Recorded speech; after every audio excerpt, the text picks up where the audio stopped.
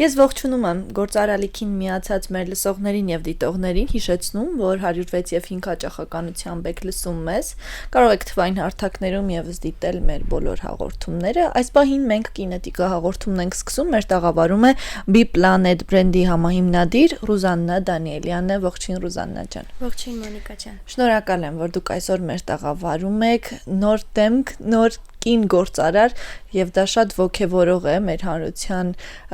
համար, կարծում եմ նաեւ ոչ միայն ինձ համար։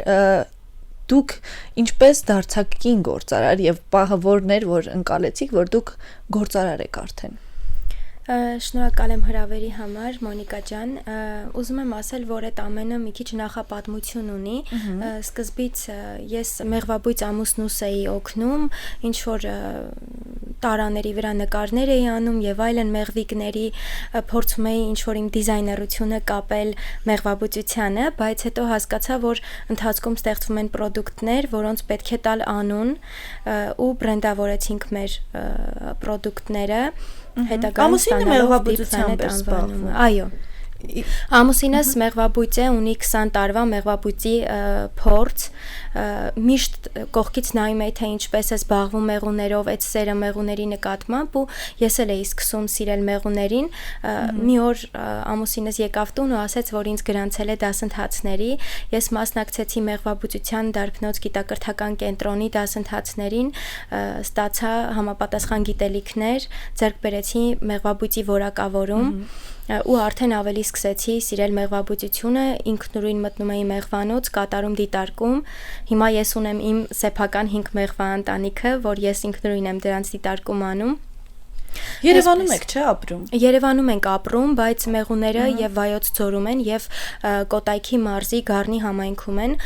Մեր կենտրոնը, B-Planet կենտրոնը եւս Կոտայքի մարզի Գառնի համայնքում է։ Այսինքն հաճախ գնում եք, ստուգումներ եք իրականացնում։ Ամեն օր։ Ամեն օր։ Այո։ Դժվար չէ այդ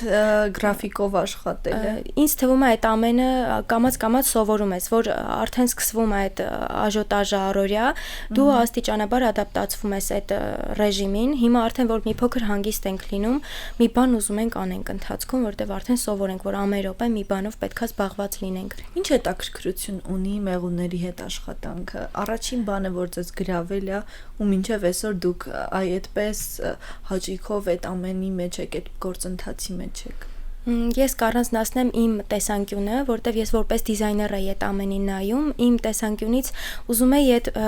մեղվամթերքը, որ մնում էր, մեղրը դե սպառվում է, բոլորս գիտենք շատ արագ, մեղվամթերքը, որ մնում էր, ես ուզում էի մի նոր բան ստեղծեի դրանից։ Ուզում էի անընդհատ այդ մեղվամթերքին նոր կյանք տայի։ Այդ մեղվամթերքը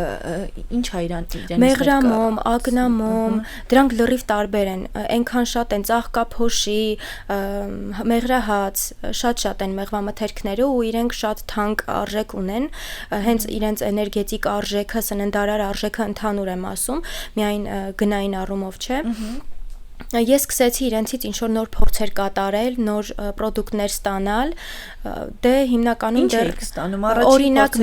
մեղրամոմից առաջինը, որ սկսել եմ ստանալ, դա օճառն է եղել, ես հիշում եմ, որ մենք պետք է մասնակցեինք մեղրատոն ցուցահանդեսին, որը կազմակերպել էր մեղվաբույծության դարբնոց գիտակրթական կենտրոնը, այնտեղ հավաքված էին լինելու մեղվաբույծներ, որ նոր պրոդուկտներ պետք է ցույց տային, ցուցահանդես վաճառք էր լինելու ու ես ուզեցի, որ անպայման մի նոր պրոդուկտ ներկայացնենք, դա չլինի մեղր ընդեղենով կամ մի այլ մատուցման տարբերակով, այլ լինի լրիվ նոր պրոդուկտ ու որոշեցի, որ պետքա ուսումնասիրեմ, մի բան ստեղծեմ։ Ես հիշում եմ, որ առաջինը, որ մտքովս անցավ, դա օճառն էր մեղրով, որտեվ քաղցր բան դրանից ստանալ օճառ, այդ շատ հետաքրքիր էր ինձ համար։ Փորձեր կատարեցի ու ստացվեց առաջին օճառները։ Բայց գիտելիք ունեիք առասարակ։ Գիտելիքը դեռ այդքան չէ, բազային էին, ինչ որ ստացվել էր համացանցից քաղել, այդ ամենով էի պատրաստում, ամենաբազային օճառի հումքը ու մեղր։ Հետագայում արդեն դե միանշանակ վերցրեցի կուրսեր, ցավոք սրտի Հայաստանում այդ կուրսերը չկան, ես արտասահմանյան կուրսեր վերցրեցի, մասնակցեցի, գիտելիք ձեռք բերեցի, բաց էր այդ ամենի իմ մոտ, որտեղ դա լրիվ նոր ուղղություն էր ինձ համար։ ու հիշում եմ, որ անընդհատ նոր փորձեր էի կատարում, նոր մի բան էի ավելացնում բաղադրատոմսում ու ստացվում էր մի հատ ավելի հետաքրքիր մի Ինչպես է այդ օճառը ստեղծվում է, այդ յուղերով, պատմեմ, գործընթացը հետևյալն է, սկզբից խառնում ենք յուղերը, ավելացնում ենք այն հիմնական բաղադրիչը, որից որ փրփրում է օճառը ու մեղր, ամենակարևորը, ամեն ինչ շատ բնական բաղադրիչներով, որևէ այլ արհեստական հավելում չկա բաղադրության մեջ ու օճառով մարդիկ լվանում են իրենց դեմքը, այսինքն կիրառում են շատ առօրյայում։ Այդպես, հետագայում արդեն որ օճառների տեսակները շատացան, ես հիշում եմ, որ մեղրատոնին մեր բոլոր պրոդուկտները վերջացան ու ես հաջորդ օրը նորից ներկայացա, արդեն ուզում էի մի նոր բան էլ ներկայացնեի, մոմեր էի տարել, մեղրամոմը սկսեցի կիրառել արդեն արտադրության մեջ, մոմեր էի տարել, դա եւս սպառվեց ու դա ինձ համար ամենամեծ մոտիվացիան էր ու ամենամեծ մարտահրավերը, որ արդեն սպառողի կողմից ես էլ ընդհանրապես սպառողի հետ չէի առնչվել ու ես հասկացա, որ սպառողի կողմից այդ վստահությունը արդեն ունենք իրենց հետ միշտ ամենասկզբից այդ հետադարձ կապը պահել եմ ու հետադարձ կապի շնորհիվ որ ամեն նոր պրոդուկտ ստեղծելուց իրենք սիրել են, որտեվ իրենց կարծիքը միշտ հաշվի եմ առել։ Դուք, եթե չեմ սխալվում, ինձ ասել եք, որ 12 տեսակի օճառներ ունեք, որոնք են այդ տեսակները ու նաև օգտակարության եւ կարեւորության իմաստով կուզեմ, որ առանձնացնեք, մեզ պատմեք, որը ինչի համար է, ինչպես է կիրառվում, ինչպես կարողացաք հասնել դրա հիմնական, այսպես վերջնական տեսքի բերմանը։ Շատ լավ, դե դրա համար ինձնից երկար ժամանակ պահանջվեց, մինչև որ արդեն ստեղծեմ հենց իդեալական օճառը, որ թե օճառի հումքով ստեղծեմ մեղրով օճառ։ Տեսակները հետևյալն են, ունենք մեղրով օճառ դեմքի լվանալու համար, որը խոնավացնում եւ սնուցում է մաշկը, սպիրուլինայով օճառ, որը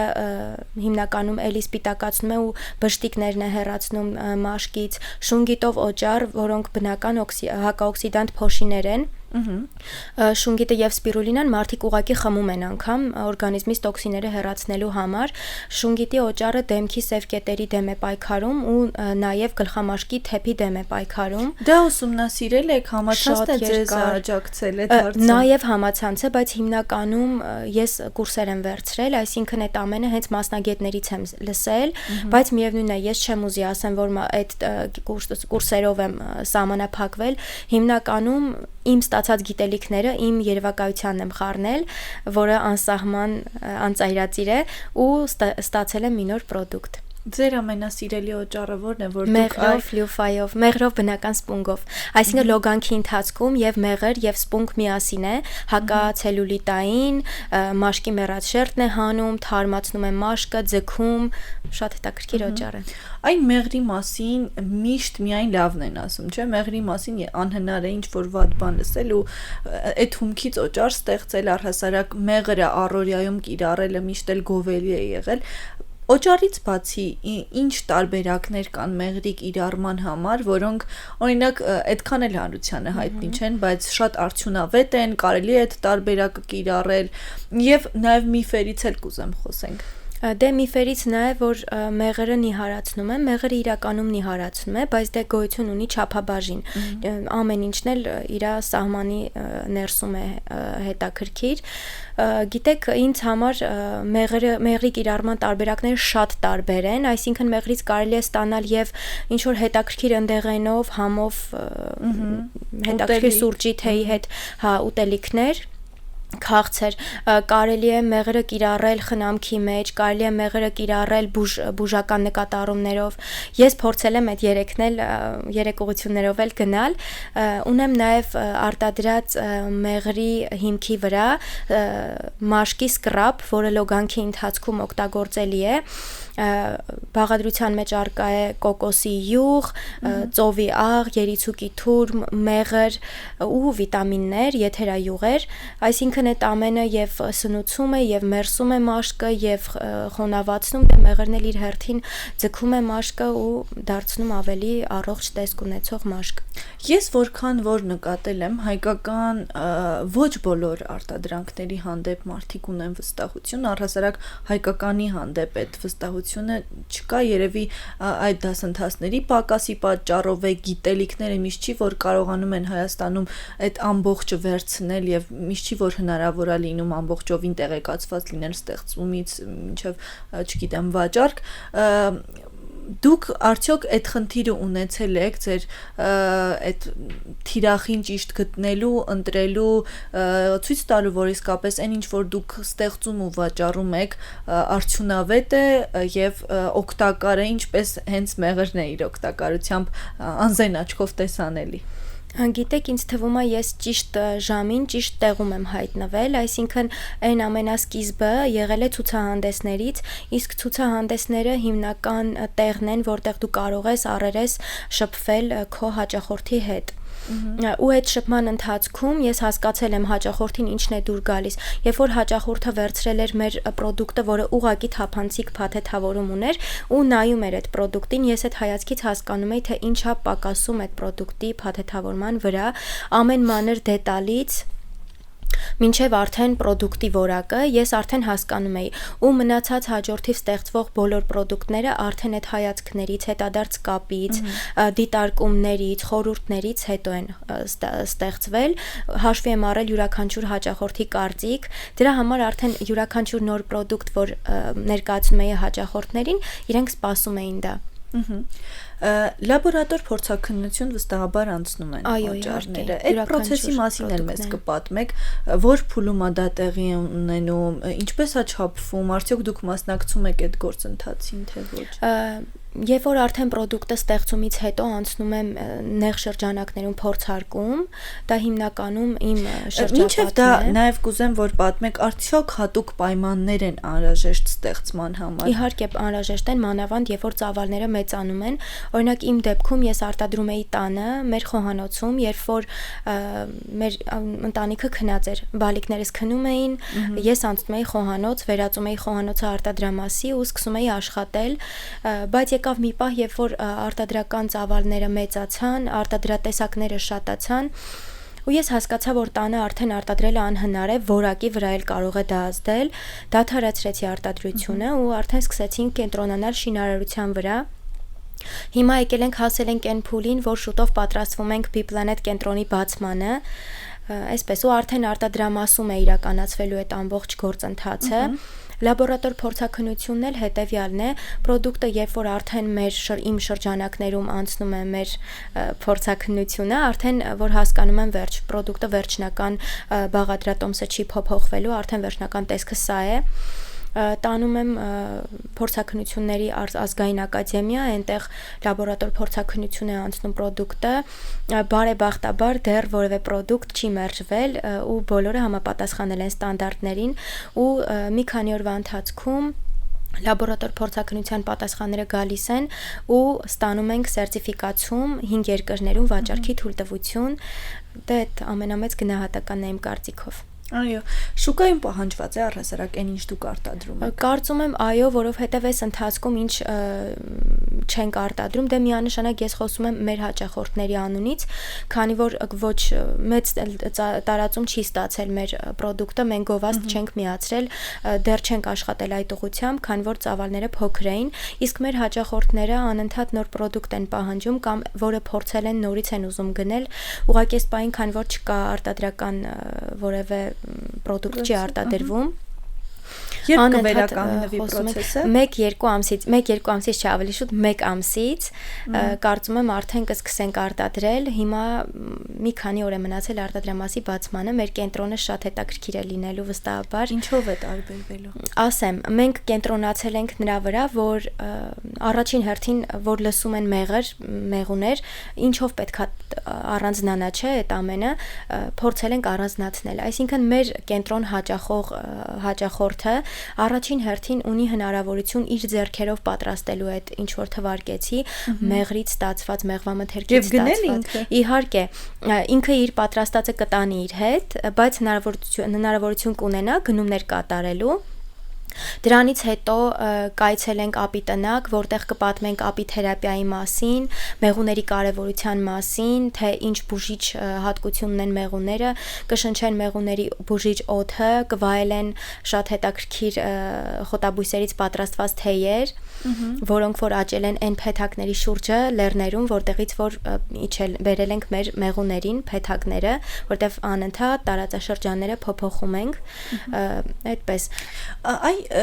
Ես մարզերում միշտ նկատել եմ եւ հատկապես այն մարդիկ, ովքեր մեղվաբուծությամբ են զբաղվում, հիմնականում տղամարդիկ են այդ ուղղությամբ զբաղվում, որովհետեւ դե մեղուների հետ շփումը բավականին ծանր աշխատանք է, այդ կծելու process-ն էլ անգամ բոլոր կանայք չէ որ այդ սահողությանը կգնան ու դա միշտ տղամարդու աշխատանք է ընկալվում, բայց դուք կարողացել եք համարձակ լինել ու այդ process-ը եւս իրականացնել, ոնց ստացվեց, որ որոշեցիք, որ փեթակների հետ պիտի դուք էլ աշխատեք ու ասացիք 5 փեթակներ, դրանք իմ սեփականն են, մենք շատ փեթակներ ունենք, բայց այդ 5-ը մենք պայմանավորվել ենք ամուսնուս հետ, որ ես եմ դիտարկումներ անելու ու ձմռանը, երբ որ պետք է ձմեռանոց տեղափոխեինք, աղոթում էի, ասում էի մենակ թե նույն տեսքով դուրս գան գարնանը, որովհետև ես էի խնամել, չգիտեի ինչ կստացվեր մեղուների հետ, բայց բարեբախտաբար 5-ն էլ դուրս եկան։ Ինչ process է, ինչպես եք իրականացնում դա։ Դրա մասին շատերը չգիտեն, կողքից գուցե տեսել են ձմեռանոց տեղափոխելը։ Այո, դա եւ առհասարակ այդ դիտարկումները ոնց են ընթանում։ Դիտարկումները ինչպես վախեր ունեցել եք, ոնց եք հաղթահարել։ Վախեր շատ եմ ունեցել, բայց ինձ թվում է ամենաճիշտ կետից սկսեցի, ես կրթվեցի, նոր մտա մեղվանոց։ Այսինքն այդ ամենը ուղղակի չեմ արել։ Կրթվել եմ այդ ընթացքում ինչ հարց որ ունեցել եմ, կրթաշրջանի ընթացքում տվել եմ մասնագետներին, իրենք պատասխանել են այդ հարցերին ու իմ մոտ էլ բաց թեմաներ, բաց հարցեր չեն մնացել։ Ես հիշում եմ, որ առաջին անգամ մտա մեղվանոց, շատ վախեր ունեի, բայց հետո հասկացա, որ դու հանգիստ ես մոտենում, դու ագրեսիվ չես մոտենում, մեղուներն էլ նույն կերպով են քեզ ընկալում, գոյություն ունեն ժամեր, եթե սխալ ժամի ես բացում, մեղուները դաշտից գալիս են, իրենք բերք են բերում, խանգարում ես իրենց ուղակի ու իրենք հարձակվում են քո վրա կամ անձրև եւ այլ եղանակային պայմաններն էլ կապ ունեն։ Շատ բաներ կան, որ կապ ունեն, թե որ ժամին պետք է բացել մեղվանոցի փեթակների վերանները ու հասկանալ, թե ինչ դիտարկում պետք է անես։ Ձեր ամուսինը ի սկզբանե կողմ է եղել, որ դուք այս աշխատանքով զբաղվեք։ Բոլոր ամուսինները չէ, որ կողմ են, որ կինը գործարար աշխարհ մտնի։ Ոնց եք կարողանում համատեղել ընտանիքի ներսում այն ամեն ինչ, որ պիտի կինը անի, եւ աշխատանքը ընտանիքից դուրս, արդյոք խնդիրներ եւ ժամանակային այսպես բաշխում համաչափ կարողանում եք իրականացնել։ Սկզբում ինձ համար շատ դժվար էր, միանշանակ կողմ է եղել ամուսինս միշտ, մինչև հիմա, երբ որ կան վախեր, որ ես հիմա արդեն ավելի քիչ, սկզբում երբ որ կային վախեր, ասում եմ ես չեմ կարող, իմ մոտ չի ստացվի, ասում եմ հենց դու կկարողանաս ու հենց քո մոտ կստացվի։ Օգնել են շատ, իմ ընտանիքը ինձ շատ է օգնել, բալիկներիս հարցում մայրս է շատ օգնել, մինչև հիմա էլ օգնում է։ Մյուս տատիկն էլ ուղղակի դե հեռվում են ավելի քիչ, ամուսինս բոլոր հարցերում, որտեղ որ պետք էր կայացնել որոշումներ, որից որ շատ բան է կախված, թողում էր իմ ուսերին, ես վախենում էի այդ քայլերից, բայց ես հետո հասկանում էի, որ այդ ամենը արվում է նրա համար, որ ես ուժեղանամ այդ վարդագույն վիճակներից դուրս գամ, ու հիմա իսկապես այդպես է, ես շատ էմոցիոնալ մարդ եմ, բայց դրա հետ մեկտեղ արդեն կարողանում եմ ամեն ինչին նայել շատ ուղիղ, իսկ բիզնեսի հարցում դա շատ կարևոր է։ Իսկ մեղուները ինչ են բնավորության մեջ փոխում մարդկանց, ինչ են սովորեցնում մեղուների ընտանիքի հետ շփումը, ինչ այսպես կլասիկ փորձեր է տալիս։ Գիտեք, մեղուները շատ հետաքրքիր միջատներ են, մեղուները մարդկանցից խելացի են։ Մեղվա փեթակում գոյություն ունեն զինվորներ, գոյություն ունեն դաշտից, այսինքն աշխատող մեղուներ։ Այո, որ դաշտից բերք են բերում, կան մեղուներ, որ միայն խնամում են մեղվամորը, տարբեր են, հսկող մեղուներ ու մենք իսկապես շատ բան ունենք սովորելու մեղուներից, ամենասովորական օրինակը կարող եմ ասել, որ մեղուներից մենք պետք է սովորենք բնությունը սիրել, այսինքն հենց իրենք են խնամում, իրենք են պահում բնությունը, ինչպես որ ասել է Ալբերտ Էյնշտեյնը, եթե չլինեն մեղուները, չենք լինի նաև մենք։ այդքանով երևի ամեն ինչ ասված է, որ մենք պետք է սովորենք մեղուների պես սիրել մեր բնությունը։ Ամենաառաջին բանը, որ պետք է սովորենք իրենցից։ Այս շատ հետաքրքրեց այդ դասակարգումը, որի մասին մի փոքր խոսեցիք, կներկայացնեք էլ ինչ ինֆորմացիա կա այդտեղ թաքնված, այո։ Մեղուների մասին կարելի է խոսել տարիներով։ Մեղուները շատ հետաքրքիր են։ Մեղվամայրը օրինակ որևէ գործառույթ չի իրականացնում, միայն ձվադրում է ու մնացած բոլոր գործառույթները իրականացնում են, այո, փեթակի թագուհին է։ Մնացած բոլոր գործառույթները իրականացնում են աշխատավոր մեղուները, բոռերը եւս ոչինչ չեն անում, բոռերը բեղմնավորում են մեղվամորը ու վերջ։ Ձմեռանոց դուրս են գալիս միայն աշխատավոր մեղուները, երբ որ գալիս է շրջանը, որ պետք է արդեն ձմեռեն մեղուները, արկանոցի մոտ, այդ մուտքի մոտ, որտեղից որ ներս են մտնում մեղուները, աշխատավոր մեղուները բոռերին ներս չեն թողում, այսինքն երբ որ բոռը ուզում է մտնի ներս, չեն թողում իրեն, կուտակվում են բոռերը արկանոցի դիմաց ու վերջ, ու իրենք մնում են այդտեղ, անկում են այդտեղ, չեն մտնում մեղվանոց, բայց եթե մեղվամայրը բեղմնավորված չի լինում, բախտները բերում է բոռ մեղուների ու իրենք եւս ձմեռում են։ Մեղուները ապրում են շատ կարճ, բայց երբ որ արդեն ձմեռելու շրջանն է գալիս, մինչև 9 ամիս իրենք ապրում են։ Այսինքն շատ հետաքրքիր է իսկապես առաջին օրվանից, կամ օրինակ կարող եմ ասել այս պահը պատմել, որ մեղվամայրը երբ որ ձու է դնում, նույն ձուն է, բայց նայած թե ինչպես է դնում ձուն ձվաբջջի մեջ, դրանից է կախված կծնվի արու, այսինքն բոռ, թե աշխատավոր մեղու, կամ սնունդը, երբ որ աշխատավոր մեղուները կերակրում են որդերին, որոնք հետագայում դառնալու են մեղուներ, այդ սնունդից կախված է թե կծնվի մայր մեղու, թե աշխատավոր մեղու։ Եթե ծնվում է մայր մեղու, կերակրում են միայն մայրակաթով։ Իրենք են ստեղծում այդ մայրակաթը ու կերակրում են մայրակաթով։ Եթե պետք է ծնվի… Այդ ամբողջը դուք ընթերցել եք, թե նաև տեսել եք ու հասկացել եք։ Տեսել եմ, փորձ եմ ունեցել ու բախտավիճակվել, ինքս կատարել այդ բեղմնավորման փորձերը, այսինքն ձուն վերցնել, դնել բջջի մեջ, որտեղ որ տեղադրել ենք որ փացած ընտանիքում այդ որդը սկսել են մեղուները խնամել, մայրակաթ են դրել այդտեղ ու մենք հասկացել ենք, որ եթե այդ մնար այդտեղ, եթե շարունակեինք հետևել, այդ որդը կդառնար մեղվամայր։ Շատ հետաքրքիր է իրականում։ Այդ ամենը ես սովորել եմ մեղվաբուծության դարբնոցից։ Քանի տարի է որ դուք այս մեղվա աշխարհում եք։ 1 տարի ու մի փոքր ավել, որ սովորել եմ, այդ գիտելիքներն ունեմ, իսկ թե ինչքան է որ ես արդեն խնամքի միջոցներ եմ արտադրում, ես դրանից առաջ երկար ժամանակ զբաղվել եմ այդ խնամքի միջոցներով, այդ ոլորտը շատ երկար ուսումնասիրել եմ, դա մոտավոր 3 տարի ու ավել։ Շատ լավ։ Այսօր շատ կարևոր է արտադրանքի մեջ նաև փաթեթավորումը, կարծում եմ բոլորը դա կփաստեն, նաև դուք որպես հենց բիզնեսի մարդ, ինչով է առանձնանում ձեր արտադրանքի փաթեթավորումը եւ արդյոք դուք մեծ կարևորություն ու նշանակություն տալիս եք դրան։ Իհարկե տալիս եմ, իմ կարծիքով մանավանդ կանայք ավելի շատ էմոցիաներն են ընտրում, քան բուն պրոդուկտը, այսինքն գնելուց ավելի ընտրում են այն պրոդուկտը, որը իրենց մոտ ժպիտ է առաջացնում կամ ինչ-որ էմոցիա արթնացնում։ Դրա համար փորձել եմ աշխատել այդ ուղղությամբ, դե քանի որ դիզայներ եմ մասնագիտությամբ, ես ինքս եմ ընտրում այդ ամենը, ես ինքս եմ որոշում, թե ինչ փաթեթավորում լինի մեր պրոդուկտի վրա։ Հիմա շատ քիչ պրոդուկտներ ունենք, որ վերջնական փաթեթավորման են, շատերը դեռ պետք է անցնեն այդ փուլը, որ նոր ստացվի վերջնական, բրենդը արդեն սերտիֆիկացում ստացած է, բրենդը պետականորեն գրանցված է, բայց մնացած որևէ բան վերջնական արդյունքի չի եկել, իմ նշած 3-4-ը բացառություն են, օրինակ ընտրել եմ փաթեթավորման մեջ դետալները, այսինքն մինիմալ որ լինի ամեն ինչ, որ աչքին հաճելի լինի ու հնարավորություն որ պրոդուկտը կարողանան այդպես տեսնել։ Օրինակ մեղրով եւ սպունգով օճառի վրա կա փոքրիկ պատուհան, որը չի խանգարում փաթեթավորմանը, այսինքն ինքը էլի փակ է, բայց դու տեսնում ես թե ինչ կա ներսում։ Դա շատ հետաքրքիր է։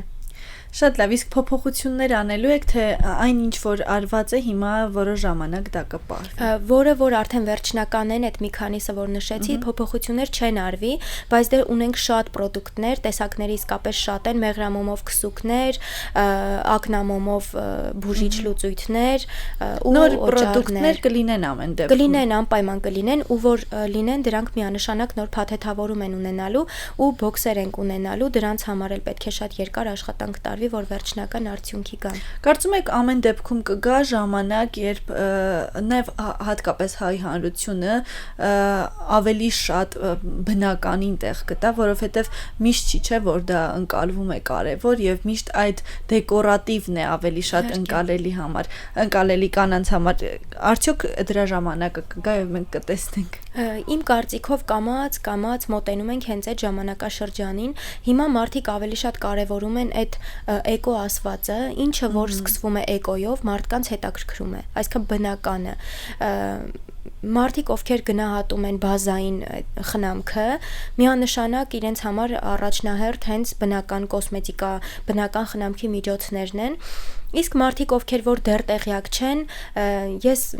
միշտ ասում եմ, որ մեկ հաճախորդը գնում է, եթե գոհ է մնում, պատմում է 10 հաճախորդի, երբ որ դժգոհ է լինում, 20-ի է պատմում։ Հիմա գոնե այդ 10-ին, որ ամեն գոհ հաճախորդը պատմի, միանշանակ մեր լսարանը կմեծանա։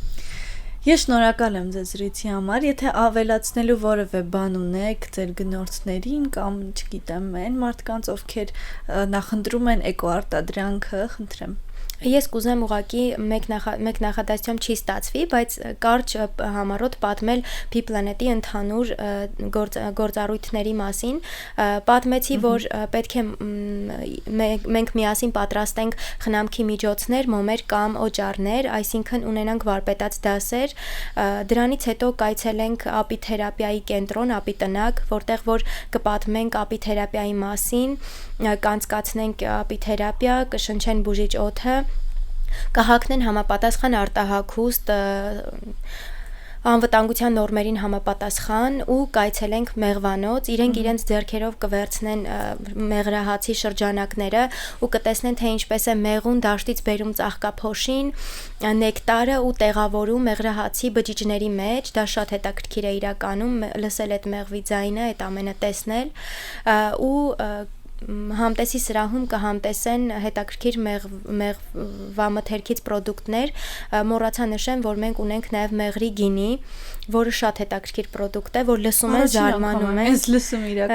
ով լսում է զարմանում է, դա շատ հետաքրքիր ու շատ համեղ պրոդուկտ է։ Ինչպես է ստեղծվում։ Դրա վրա աշխատում են լուրջ տեխնիկներ, մասնագետներ, բայց բացառապես ստացվում է մեղրից, այսինքն որևէ հավելումներ չկան, միայն մեղրը ու այն ամենը, ինչ որ գինի ստանալու համար անհրաժեշտ է, մնացածի մասին չեմ տիրապետում այդ ինֆորմացիային, այդքանը։ Համտեսի սրահ ունենք, որտեղ հնարավոր է համտեսել այդ ամենը ու շատ հետաքրքիր ժամանակ անցկացնել։ Ու մոռացա ասեմ, որ ունեն նաև հնարավորություն, եթե ուզում են մնալ մեզ մոտ, գիշերակացի հնարավորություն եւս ունենք, այսինքն կարող են նաև գիշերել մեզ մոտ։ Շատ լավ, համատեղում եք բոլորը։ Դրա համար անվանումը դրել ենք P-Planet, որովհետև իսկապես այն ամենը, ինչ որ մեղվի հետ կապված է, մենք փորձել ենք կենտրոնացնել մեկ տեղում։ Շնորհակալ եմ ձեզ զրույցի համար, շատ ինֆորմատիվ էր, կարծում եմ, թե ես շատ ինֆորմացիա ստացա, կարծում եմ մեզ լսողները եւ դիտողները եւս ու շատերին կհետաքրքրի, կդառնան ձեր այցելունները, ես ձեզ հաջողություններ եմ ցանկանում։ Մեզ լսողներին եւ դիտողներին էլ ուզում եմ հիշեցնել, որ Կինետիկա հաղորդման իմ հյուրը Ռուզաննա Դանիելյանն էր, P-Planet բրենդի համահիմնադիրը, իսկ ձեզ համար Մոնիկա Մամյանն էր աշխատում, մենք կհանդիպենք, լավ եղեք։